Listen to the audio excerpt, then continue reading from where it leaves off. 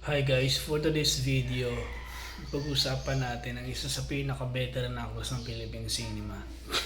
Pumanaw na nga sa edad na 83 si Banji Labalan, isa sa pinakamagaling na actress sa Philippine cinema, mapa-action man, comedy, talaga nga namang patok siya. Well, kamusta kayo dyan mga kamatik?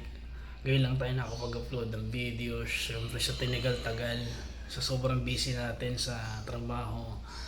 Halos mawala na tayo ng alam mo na ng maisip na content. So ngayong video na to, ginawa natin to para sa mga tagahanga ni Banji Labalan, isa sa pinaka magaling na artista sa Pilipinas. Well, kung isa ka sa tagahanga niya mula noong magpahanggang ngayon, itong video na to para sa'yo. Well, alam mo na ba ang news o balita na pumanaw na nga itong si Banji Labalan, isa sa pinaka magaling ng actress ng Pilipinas. Well, nakilala siya hindi lang sa pagpapatawa, maging sa mga drama series, talaga nga namang hinangaan siya.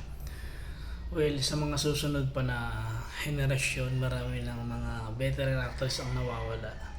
Unti-unti na silang nauubos, no, kung iisipin natin mga kamatik. Pero ganun pa man, ganun talaga ang buhay. Kailangan natin tanggapin na unti-unti na silang nawawala. Well, isa ka ba sa tagahanga niya?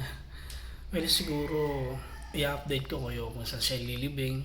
Ganun pa man, pwede nyo siyang bisitahin kung sakali na balikan ang kanyang mga naging memory, yung mga panahong nasa ere pa siya ng kasikatan.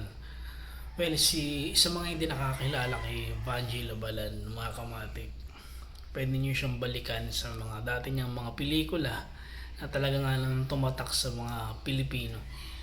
Well, isa rin ako sa tagahanga natin ni Banji Labalan, isa sa pinakamagaling na actress, grabe, no?